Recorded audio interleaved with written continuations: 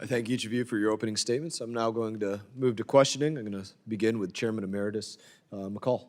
Thank you, Mr. Chairman. Let me commend you for this noble effort. There's a reason why it hasn't happened since 2002. As Ranking Member Meeks mentioned, we worked together on state authorizations, but not a full scale. Oftentimes the Senate is the problem, even if we can get it through the House. But I do think it's important because, you know, when the diplomats fail, we get a war. That's what this committee is all about. This committee has the authority, the obligation to deal with issues of war and peace. I've often thought, why cannot this committee pass an authorization like the National Defense Authorization Bill that the Armed Services Committee passes? Instead, about 25% of the NDAA comes out of this committee. So we use that vehicle to pass our authorizations.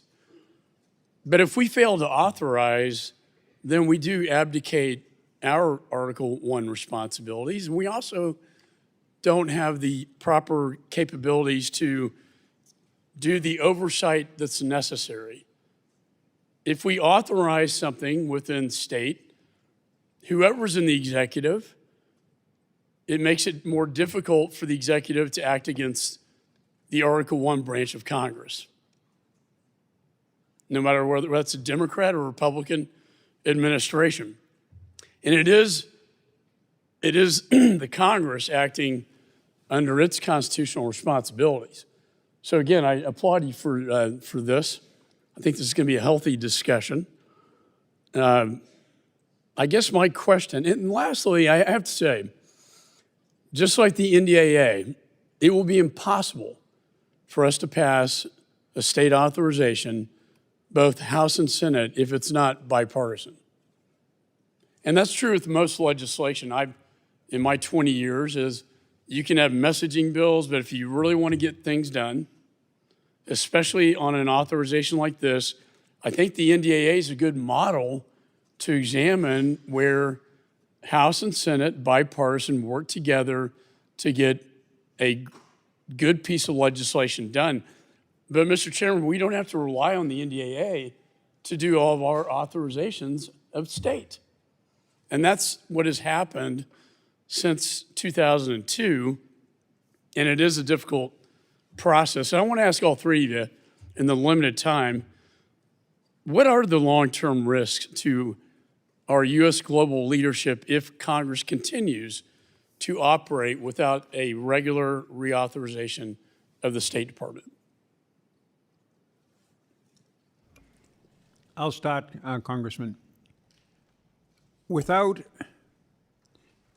your input into a tightly organized Department of State, it will not reach its potential to coordinate, which is its core purpose, military power, economic power, values, and our partners and friends around the world into a coherent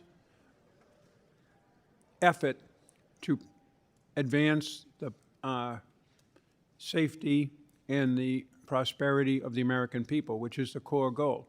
The military puts great effort into this in a way that, having been in both institutions as a career officer, I don't see to the same degree in the State Department. Anything you folks here can do to help that would be much appreciated. If I could give a good example, Mr. Chairman, is under the first Trump administration, Mike Pompeo set up an office to deal with emergency contingencies in response to what he foresaw happening in Afghanistan. Unfortunately, the Biden administration eliminated that office. So when Afghanistan fell in a disastrous way, that office was not there to respond. And you know why? Because it wasn't authorized by Congress. Any more thoughts? No, I think that's an excellent example. I would, in addition to what you've said and what Jim has said, I I would say that, one of the problems also is that the State Department tends to go on autopilot when it hasn't gotten the direction that it needs. And that's a natural bureaucratic instinct, but it needs to be fought all the time.